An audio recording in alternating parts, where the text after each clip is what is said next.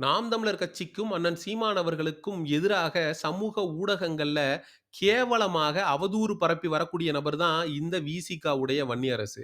இந்த வன்னியரசு இந்த தடவ எல்லை மீறி நாம் தமிழர் கட்சி தம்பிகள தெரு நாய்கள் என்று குறிப்பிட்டு போடப்பட்ட எக்ஸ் தள பதிவு சமூக ஊடகங்கள்ல பரபரப்பை ஏற்படுத்தியிருக்கு. அண்ணன் ஏர்போர்ட் மூர்த்தி அவர்கள் எந்த நேரத்துல வேணாலும் பிணையில வெளிவந்துருவாரு அப்படிங்கிற சூழல் உருவாகியிருக்கு. அண்ணன் ஏர்போர்ட் மூர்த்தி பக்கம் நாம் தமிழர் கட்சி தம்பிகள் தூண் மாறி நிக்கிறாங்க. அவங்கள வன்னியரசு பக்கம் திசை திருப்புவதற்காக வன்னி இந்த மாதிரியான பதிவ போட்டிருக்காரா? அண்ணன் ஏர்போர்ட் மூர்த்தி அவர்கள் எப்படி வரப்போறாரு? எப்ப வெளியில வரப்போறாரு? அப்படிங்கிறத பற்றி தான் இந்த காணொளியில தெள்ளத் தெளிவா பார்க்க போறோம். இது உங்கள் செய்யோனிசம். நான் உங்கள் செய்யோன். வீடியோக்குள்ள போறதுக்கு முன்னாடி மறக்காம லைக், ஷேர், சப்ஸ்கிரைப பண்ணிடுங்க. செங்குருதி சேயோனே வங்கோடிய வேலோனே செவ்வளரி தோளோனே எங்குடிய காப்போனே. நம்ம வன்னிய பார்த்து கேட்கணும்னு நினைக்கிறது ஒண்ணே ஒண்ணு மட்டும்தான். ஏன் வன்னி எதையோ அறுத்து விட்ட ஆடு மாரி இந்த கத்து கத்துற? அ? எச்சரிக்கையாம், எச்சரிக்கை. தெருநாய்களை கட்டுப்படுத்த வேண்டும் என எல்லோரும் கோரிக்கை வைத்து வருகின்றனர். சில தெருநாய்கள் போடுற எலும்பு துண்டுக்காக குலைத்துக் கொண்டே இருக்கும். கடிக்காது. ஆபத்தும் இல்லாதவை. சில தெருநாய்கள் வெறிபிடித்து அலையும். சில தெருநாய்கள் எலும்பு துண்டு போட்டாலும் யாரையாவது கடிக்க வேண்டும் என்று அலையும். அவை ஆபத்தானவை. தெருநாய்களைப் போல இணையத்தில் வெறிபிடித்து அலையும் தெருநாய்களும் உண்டு. இந்த தெருநாய்களில் கூலி வாங்கி கொண்டு குலைப்பவையும் உண்டு. பினாமியாக குலைப்பவையும் உண்டு. அதே போலதான் என்னுடைய பெயரை போலியாக உருவாக்கி குலைத்து கொண்டிருக்கிறது ஒரு கும்பல்.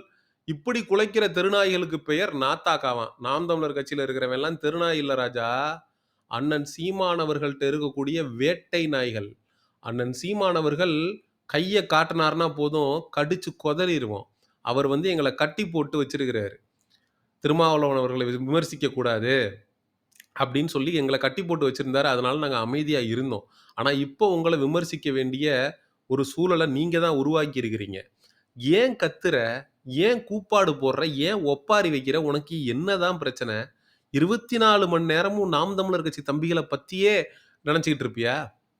குறிப்பாக ஏர்போர்ட் மூர்த்தி அவர்களுடைய விஷயத்துல, நாம் தமிழர் கட்சி தம்பிகள் ஏர்போர்ட் மூர்த்தியாரோட நிக்கிறது, இந்த வன்னிக்கு எரியுது. முடியல. என்னடா இவங்க இப்படி ஆதரவு குடுக்குறாங்களே! ஒட்டுமொத்த மக்கள்ட்டயும் கொண்டு போய் ஏர்போர்ட் மூர்த்திய சேர்த்துட்டானுங்களே! அப்படின்னு வயித்துலயும், வாயிலயும் அடிச்சுக்கிட்டு கதறுது இந்த வன்னி. இந்த வன்னி எதையோ அறுத்து விட்ட ஆடு மாரி கத்துறதுக்கான முக்கிய காரணம் என்னன்னா, வன்னி பேர்ல அப்படியே டிட்டோ வன்னி குரல் அப்படின்னு சொல்லி எவனோ ஒருத்தன் ஒரு ஃபேக் ஐடிய கிரியேட் பண்ணி வன்னி போடுற மாதிரியே பதிவுகள போட்டுக்கிட்டு இருக்கான். அது வன்னியரசு தான் போடுறாரு அப்படின்னு நெறைய பேர் வந்து நம்பி அந்த ஐடியா ஃபாலோ பண்ணிக்கிட்டு இருக்கானுங்க. இதுல என்ன கொடுமைன்னா, வன்னி போடுற பதிவுகள விட, அவன் போடுற பதிவுகளுக்கு லைக்கு, ஷேரு, அந்த கமெண்ட் இதெல்லாம் ரொம்ப அதிகமா இருக்கு. பார்க்குறப்ப காண்டாக தானே தெரியும். செய்யும் வன்னிக்கு. "டேய் நான் வந்து விசிகாவுடைய கட்சியுடைய துணை பொதுச் செயலாளர்றா. நான் போடுற பதிவுக்கு எவனும் வந்து லைக் பண்ண மாட்டேங்கிறான், ரீட்வீட் பண்ண மாட்டேங்கிறான். ஆனா என் பேர்ல ஃபேக் ஐடி கிரியேட் பண்ணி ஒருத்தன் போட்டுக்கிட்டு இருக்கான். அதுக்கு இருக்கிறவன் பூரா லைக் பண்ணிக்கிட்டு, அந்த ஐடிய வந்து ஃபாலோ பண்ணிக்கிட்டு, என்னடா நடக்குது இங்க?" அப்படின்னு சொல்லிட்டு வன்னிக்கு காண்டு ஆகுமா இல்லையா? நம்மள ஒரு பய மதிக்கல. ஆனா நம்ம பேர்ல இருக்கிற போலி அக்கவுண்ட்ட இத்தன பேர் ஃபாலோ பண்றானே! அப்படிங்கிற வயித்தெரிச்சல் தான் வன்னிய இந்த மாரி பேச வச்சிருக்கு. பண்ணி, உனக்கு எதிர்நிலையில இருந்து அரசியல் செய்யக்கூடிய நபர்கள் நெறைய பேர் இருக்காங்க. இத யார் வேணாலும் பண்ணியிருக்கலாம். அ விஜய் குமாரா கூட இருக்கலாம். அண்ணனா இருக்கலாம், தம்பியா இருக்கலாம். அது விஜய் குமாரா கூட இருக்கலாம். விஜய் கட்சிக்காரனா கூட இருக்கலாம். தாவேகாவை சார்ந்தவன் கூட உனக்கு எதிராக உன் பேர்லயே ஐடி கிரியேட் பண்ணி, உன்னைய வந்து சமூக ஊடகங்கள்ல பம்ப் அடிச்சுக்கிட்டு இருக்கலாம். ஆனா, நீ நாம் தமிழர் கட்சிக்காரன் தான் இத செய்வான். அப்படின்னு நெனச்சுக்கிட்டு நீ நாம் தமிழர் கட்சி தம்பிகள வந்து தெருநாய்கள் அப்படின்னு சொல்லி நீ விமர்சிக்கிற பாரு. அதுக்கு நீ வைக்கிற அந்த தெருநாய்கள் அப்படின்ற விமர்சனத்துக்கு நானும் கேவலமா திரும்ப ஒரு விமர்சனத்த வைக்க முடியும். வச்சுட்டா, "ஐய்யய்யோ! சாதிய ஆணவத்தோட பேசிட்டான். சாதிய ஆண்டில ஆண்ட சாதி பெருமைய பேசிட்டான். ஆதிக்க சாதிய மனநிலையில பேசிட்டான்." அப்படின்னு அதுக்கும் ஒப்பாரி வைப்பீங்க. எதுக்கு வம்பு? அப்படின்றதுனால நெறைய பேர் கடந்து போறாங்க. நெறைய பேர் உங்கள விமர்சிக்காம போறது, உங்க மேல இருக்கக்கூடிய மரியாதனால இல்ல. உங்க மேல இருக்கிற பயத்தினால. எங்கள வந்து இப்படி பண்ணிட்டான், எங்கள வந்து அப்படி பண்ணிட்டான். நாங்க வந்து இந்த மாரி ஆயிட்டோம், அந்த மாரி ஆயிட்டோம். எங்கள அசிங்கப்படுத்திட்டான்னு சொல்லி போலீஸ் ஸ்டேஷன்ல போய் நிப்பீங்க. சாட்டை அவர்கள் வந்து திருமாவளவன் அவர்களுக்கு பிறந்த நாள் ஒரு கேடா அப்படின்னு சொல்லி சாட்டை கேட்டாப்ல. அதுக்கு நாங்க அப்படிதான்டா பிறந்த நாள் கொண்டாடுவோம். உனக்கு என்னடா பிரச்சனைன்னு சொல்லி எதிர்கருத்து வைக்கணும். அத விட்டுட்டு 10 ஊர்ல கேஸ் குடுத்து வச்சிருக்காய்ங்க சாட்டைக்கு எதிரா. இந்த மாரி சாட்ட வந்து எங்க தலைவர் வந்து சாதிய மேலாதிக்க சிந்தனையோட பேசிட்டாரு. என்ன சாதிய மேலாதிக்க சிந்தனையோட பேசினாரு? பிறந்த நாள் ஒரு கேடான்னு கேட்டுட்டாரு. இது எப்படிப்பா சாதிய மேலாதிக்க சிந்தனையா இருக்கும்? புரியல. அப்போ உங்க மேல யாரும் விமர்சனம் வைக்கக்கூடாது. வச்சா இப்படிதான் ஒப்பாரி வைப்பீங்க. போய் போலீஸ் ஸ்டேஷன்ல நிப்பீங்க. வழக்கு வந்து வந்துருச்சுல்ல உயர்நீதிமன்றத்துக்கு. அப்புறம் எதுக்கு நீ சமூக ஊடகங்கள்ல உட்கார்ந்துகிட்டு ஒப்பாரி வச்சுட்டு இருக்கிற? போய் கேஸ் நடக்குது. அங்க போய் மூர்த்திய வெளிய விடக்கூடாதுன்னு சொல்லு.